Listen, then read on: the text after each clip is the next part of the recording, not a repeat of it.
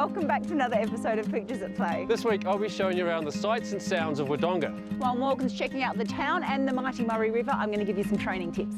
We also have other great advice as well as loads of fun along the way. So grab a cuppa, sit back and enjoy the show. You know it's going to rain. It's going to pour down. Let's get out of here. This week's breed in focus is the German Shepherd, a descendant of the German herding dog, originally used for herding sheep and guarding them. Today they are most commonly used for police and protection work and are considered one of the finest all-purpose workers. They sure are, as we can see here. Yes, you. The beautiful Chaos, the German Shepherd, is a large, but you're agile, aren't you? Yes, you are. A dog of high intelligence. They're known for being courageous, confident, obedient, and extremely faithful. In general, they're excellent companions, are great with older children, other pets if introduced properly and well socialised. But they can be wary of strangers. But they certainly thrive on being around their family, so they don't do well being left alone in the backyard for lengthy periods of isolation, because this will create neurosis in this breed. Now, these dogs have a double coat that can be medium or long in length. Like Chaos here, they come in various colours, black and tan, red and silver, blue or all white, and occasionally black. Their expected lifespan is around 10 to 14 years. About that, I reckon. But of course, due to their high intelligence, they are so eager to learn. And this is a breed that must be kept mentally and physically stimulated. They are happiest when they have a job to do and can be trained for multiple purposes. So incorporating a range of activities from obedience to scenting work, agility, and interactive brain games are really ideal, because while this breed is very robust, they do not respond well at all to negative reinforcement training techniques. So it must be positive. They require consistent handling and good leadership, and they need an owner or family who's willing to put in the effort for the training that is required and that has experience with this, because we want to make sure we keep them healthy and happy.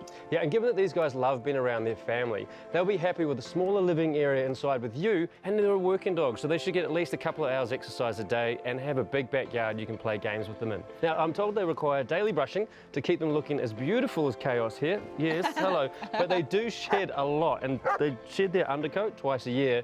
You're definitely going to need a vacuum. Yeah, I think so. Some of the common health problems to be aware of in this breed does include hip and elbow dysplasia. Yeah. So it's really important to keep them at a healthy weight with a balanced diet. We want to keep them with the ideal weight range to really reduce pressure on their joints. This is vital. Other conditions to watch out for include allergies, such as flea allergy dermatitis and atopic dermatitis, which is an environmental allergy mostly. They can get ear infections, digestive problems, including bloat, which like some of the bigger dog breeds get. That's when there's a gas build-up. So we want to make sure that 1 hour before eating or after eating, we don't exercise them vigorously.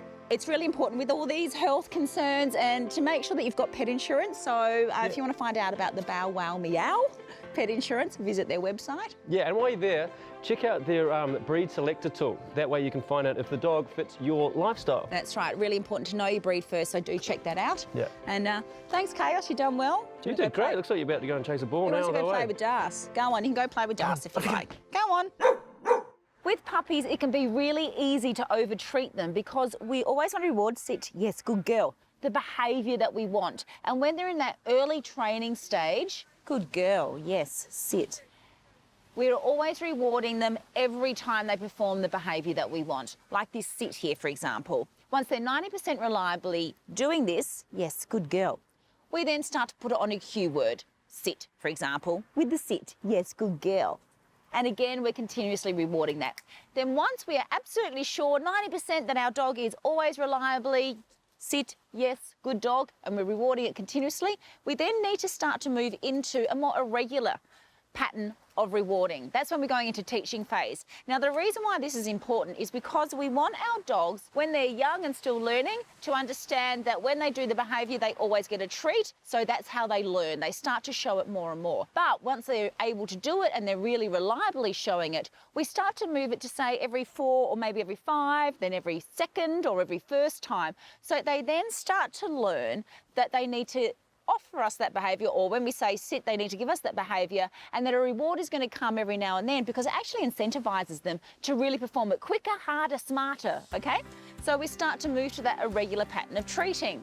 However, I do find a lot of time with owners, you're such a good girl, yes, is that we tend to stop rewarding our dogs with treats or with praise once they are reliably doing a behaviour that we want. And the problem with this is over time, it's a bit like us going to work and not getting paid anymore. Dogs start to then forget about that behaviour and go, well, I'm not going to offer that to you. So that's why when they're a puppy, we reward them in the early learning phase all the time. We then make it more intermittent. But one of the big things we need to remember in no matter what phase we're in is that we don't overfeed them treats. Now, with puppies, we want to make sure that we're giving them a treat that helps provide calcium, for example, the milky treats here. Yes, good girl. To help their growing bones and bodies, or a real soft chicken tender because they've still got their puppy teeth is also a good one that you'd break up. Break it up really nice and small. Because of a dog's total calorie intake, only 10% should be treats. It is okay to treat your dog just because you love them, to say thank you, or just to show them how much you care. But ideally, if we are puppy training, let's use it to mark and reward the behaviour that we want so that we're constantly teaching them the things that we want them to do as adult dogs and not reinforcing behaviour that we might not want later in life. If you'd like to find out more training tips for puppies, visit the Pooches at Play website, or if you'd like to find out more about the VitaPet puppy treat range, visit theirs.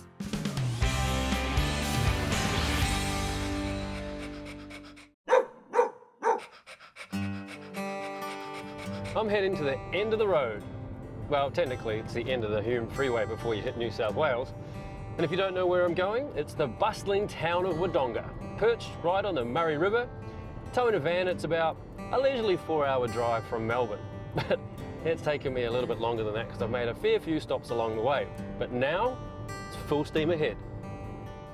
It's no secret to caravanners that Wodonga is a great place to park up and spend a week or so relaxing. In fact, there's even a massive caravanning expo here every year. It's on the main route when heading north from Melbourne to escape the winter, or south from the hot summer states during summer. It's an ideal stopover to unhitch the van, pop your pooch on a leash and stretch the legs, while checking out all the pet-friendly things to do. Apart from the obvious appeal of a stroll along the Murray River, there's a thriving township waiting to be explored. Wodonga isn't a small country town, but this place, like so many others across the country, has taken a hit from the lack of tourism due to the virus outbreak. What you can do is come here, spend some of your hard-earned cash at the small businesses, even if it's just to buy some local produce. I reckon that's how you can help this place out.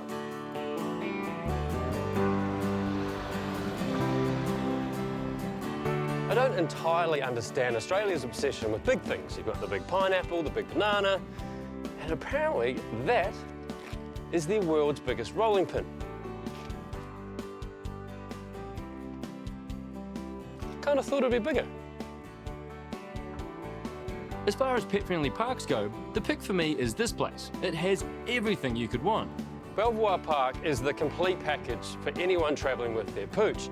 It's got an off-the-leash area with all the agility equipment, there's a kids' playground, and there's a beautiful walk right around this lake. There's ample rest areas so you can stop, relax, take in the scenery, which is one thing I can't do right now because I've got a grumpy cameraman who really wants to be fed. Just across the river is another amazing spot where you can take a walk with your dog, and if the weather's warm enough, you could probably have a swim too. You can't come all this way and not check out the Murray River. It's a national icon and it's the lifeblood for farmers all along its flow. Technically, it's part of New South Wales, but I think Wodonga's got a pretty good claim to it. Actually, hopefully I haven't offended anyone, but anyway. Come on, Ducky.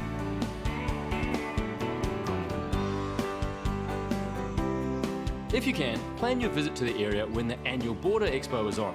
Visit gomakesomememories.com.au for more information on when and where they're being held. In 2020, you can get your fix by checking out the virtual show that the Caravan Industry Victoria is running. It's going to be awesome. Would you like to win a Pawsome prize pack valued at over $2,500 for you and your pooch? One lucky winner will win this amazing prize, including a year's supply of VitaPet treats, Big Dog pet foods, NextGuard Spectra monthly chews, and DGG grooming products and tools, as well as a $250 Petstock gift card, Lexi and Me memory foam bed, and a brand new DGG wardrobe. 2 runners-up will also receive a $500 VitaPets treat package. Simply tell us in 50 words or less how your furry furry friend shows their love for you. Visit the Pooches at Play website to enter.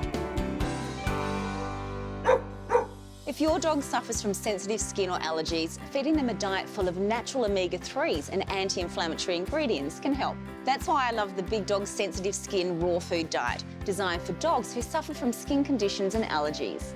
Promoting healthy skin, a soft and shiny coat, and a stronger immune system, this recipe is high in omega-3 fatty acids from fresh, whole, human-grade Tasmanian salmon, with added anti-inflammatory goodness from coconut oil and turmeric. Formulated to help address skin problems from the inside out, the Big Dog Sensitive Skin Diet can help dogs with itchy, sore, irritated and inflamed skin get back to optimal health as quickly and naturally as possible. The recipe is also perfect for dogs with arthritis and joint problems who need some extra anti-inflammatory dietary support to help manage their condition. Look for the Big Dog Sensitive Skin range in their fridge at your local Petstock store or visit the Big Dog website to find out more. The Petstock Rewards member, if you purchase any participating brand of premium dog or cat food, including Big Dog, they'll give you 15% brand cashback to use the next time you shop for the same brand, even if it's on promotion. Visit the website for details.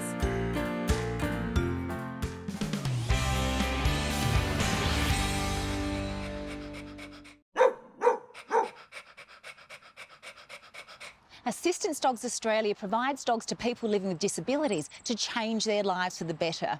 But to do this, they need our help as volunteer puppy educators.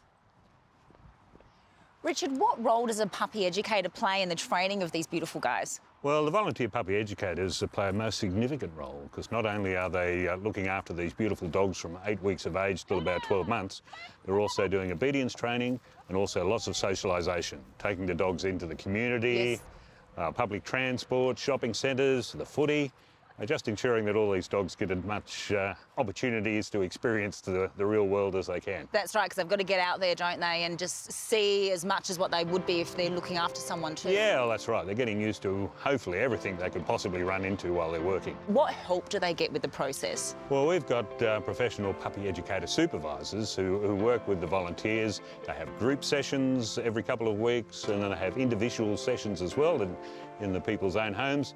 And of course, we're always online to answer queries and provide support. We also supply the dog food, the vet bills, and any other things that they need to keep the uptake of the dogs. They're keeping busy. They do. So where do these guys go once they're all trained up? Who do they go out to? Well, we've been going 25 years here as Australia's first assistance dog organisation, and we initially started helping people who required a wheelchair for mobility. So someone who's had a traumatic accident or someone born with a developmental disability like cerebral palsy, which allowed them to go out into the general public without a carer or mum and dad. And if they drop their wallet or their keys, the dog would pick it up for them. If they go to the traffic lights, press the button, that sort of thing. But in more recent years, we've been helping first responders and ex-servicemen with post-traumatic stress, and also families with autism, as well as educational support dogs. We've now got dogs in 20 schools across the country, and the teachers tell us with the dogs in the classroom, there's less aggression, better concentration, and even less absenteeism. They're amazing, aren't they? It's not cheap to raise one of these dogs, and you give them free of charge to the recipients. So how do you do that? Well, that's right. Well, we're lucky we've got the support of the general public and corporates. Each one of these dogs has got an investment of around $40,000, and people like Petstock supplying the support for a dog named Ty at the moment, and it's training down in Victoria with one of our volunteer puppy educators down there. And if viewers at home want to find out how they can become a puppy educator and help raise a beautiful little puppy like this, what can they do? Well, go straight to our webpage, assistancedogs.org.au. There's lots of information there. And there's a great little quiz that you can answer, and that'll tell you whether you're the right person to be doing this sort of role.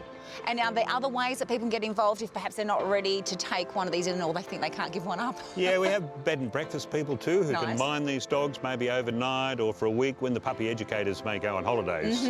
So we're also looking for those bed and breakfast people as well, and you'll find information on the website about that as well. Lovely. Well, I think I might have to have a chat to little Darcy and see if he's ready to have, you know, a bit of a stepbrother or sister for a while, perhaps. Indeed, we've got a few puppies on the run at the moment, so we're looking, as I said, we're looking for puppy educators right at the moment. Okay, we'll see if he's open to it. If you'd like to find out about becoming a puppy educator, then visit assistancedogs.org.au. And if you'd like to find out more about the Petstock Assist Charity Foundation, visit their website. Thanks, Richard. Thank you. Thanks, guys. Yeah, want to go do some training? Fleas are not only a nuisance to find on your dog, they cause them great discomfort and have the potential to cause serious skin problems. Fleas feed on the blood of companion animals, and so with heavy infestations, they can actually cause anemia or a reduction in red blood cells. Fleas can even transmit other pathogens like flea tapeworms or bacteria. That's why it's so important to look out for any signs that your dog might have fleas or be suffering from flea allergy dermatitis. They can move fast and can be easy to miss. So one of the telltale signs is the presence of flea poo, or more politely called flea dirt, in your pet's coat. Flea dirt appears as a small blackish brown speck. If you're not sure whether it's flea dirt or regular dirt, then collect some, put it on a wet tissue, and if it's flea dirt, it will leach a red colour into the tissue. If your dog is suffering from flea allergy dermatitis, you might also notice them spending a lot of time chewing, biting and licking themselves. Did you know that fleas you see on your dog are only part of the problem? For every one adult flea, there are almost 20 juvenile stages in the environment just waiting to mature and reinfest your pet, or you. To deal with an infestation, it's important to treat not only the animals, but the environment as well. Ensure you wash you and your pet's blankets, bedding and any other material items using hot water cycle, and for ongoing control, keep their living area clean in the same way. You'll need to vacuum and clean floors and furniture that your pet has been in contact with. You may also have to treat your house and car with insecticides if the infestation is severe, as they can also deliver a nasty bite to us humans as well. Despite the common misconception, fleas aren't just a problem in summer. Your pet can pick up fleas whenever an infestation exists. So it's important to keep your pet protected year-round with a product like NexGard Spectra that kills fleas before they can lay eggs and start an infestation. Isn't that right, guys? Yeah, much better.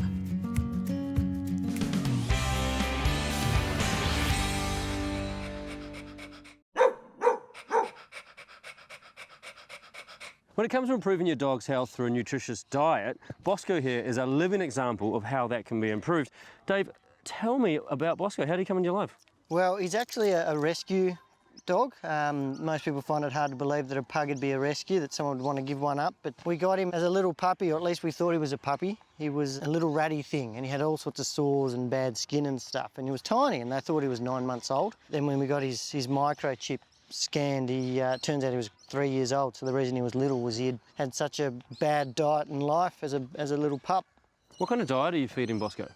Bosco's on a raw food diet. Okay, why did you choose raw food? We did our research, and you know, my wife and I are both former athletes. We're ageing athletes, so we're getting slow in our age. But we did our research because we, you know, as humans and people with a sporting background, nutrition plays a big role in that, in what's best for your health and getting the most out of yourself. And we thought, well, you know, we've got to have that same attitude or approach to our dog. And it turns out that all the research pointed us in the direction of raw food. Mm-hmm. And why big dog in particular? We looked up the different options out there, and it once again, it kind of looked like the best product, and it turns out it seems to have done the job. You know, it's got all, you know, natural ingredients. It's Australian. You know, there's a lot of pluses there as well. And he's picky. It took a while to get him to choose what he wanted to eat, and kangaroo was the choice early on, and now we're transitioning across to the well-being diet, because that's for older dogs. Yeah, and I was going to ask. Did he have much trouble going on to the diet, or was it just? No, it was good. We transitioned him slowly because he'd been on a kibble diet before we got him. So it was like a slow process. Took us probably, I don't know, we spent maybe 6 weeks doing it, and then now he's just fully on the big dog. It was amazing. The turnaround was incredible. He went from, you know, being that little ratty dog covered in sores and having bad skin to becoming this crazy little cheeky thing that was 5 kilos heavier, like a healthy weight, and he seemed like he grew, and his skin became healthy, and yeah, he definitely seems like he has lots of energy, and he's full of fun, and he's great. If you guys would like to find out more about putting your dogs onto a raw food diet, check out the Big Dog website. Isn't that right, Bosco? He's such a good boy. He's a good little dude. Knowing how to choose the best diet for your dog is not always easy. That's why I've done the hard work for you in my new book, Eat, Play, Love Your Dog. I also cover off training tips, brain games, how to build a bond with your dog, and how to look after your dog's health from puppyhood through to end of life. Available nationally in bookstores, online and pet stock stores. Visit poochesatplay.com for more details. If you're heading away to Wodonga on the river, or in fact any beach or waterway, it's really important to keep your dog safe. First of all, we have to remember not all dogs are natural swimmers. In fact, some don't know how to swim at all. So it's really important that you take them to the shallows first and just figure out whether they are actually going to sink or swim. And if they need some lessons, then that's the time to try it. Also, if you're going out on a boat or a kayak, for example, you want to make sure that your dog is wearing a flotation device. No exceptions, just like we would ourselves. Because if they drop out of the boat or they should fall off of the kayak, you want to make sure, number one, they stay afloat, and secondly, it really helps to identify them, and then also you can easily pick them up and bring them back in. On that though, remember a wet dog is a heavy dog, so you want to be prepared that you don't lean over and unexpectedly go toppling in after them. And also make sure that you know how your dog might react when it panics, just so that you're both kept safe in the process. The other thing that we want to remember, of course, don't we, Das, is that we don't want to force our dogs into the water, all right? Because, you know, if you create a negative association with water, that's going to impact them for other things as well. You know, you want your dog to feel comfortable around water, particularly if you want to wash them. So we have to do it in really small steps if your dog's a little bit nervous. What you'd do is you'd start using treats, for example, and creating a really positive association, just little step by step, getting them into the shallows and slowly building up their confidence like you would with any training towards your end goal, which is obviously them really enjoying the water and having a really good experience with it.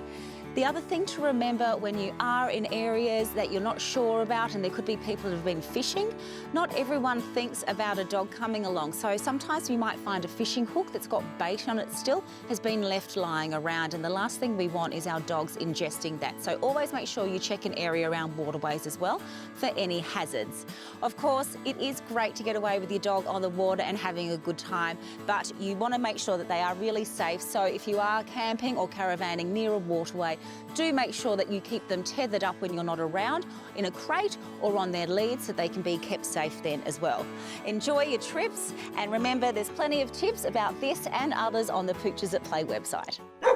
Hello, Lara. What have you got there? It's this awesome new book I bought in town. Have you resorted to buying your own book? Actually, I bought it for you. Oh, that's lovely. I've got a copy though. Oh, Give it to one of your fans. so many of them. Darcy has way more fans than both of us. Yeah, he does. Guys, do yourself a favour, grab a copy of the book. It's easy to find, it's everywhere. Yeah. Hey, thanks for tuning in. We'll see you next week. See you then. Any pictures of Darcy in here? There's all pictures of Darcy in there. Any pictures of me? No, Well, that's all right. sorry. So I don't expect you. Yeah. Some of our fans are on there too. Oh, really? Cool.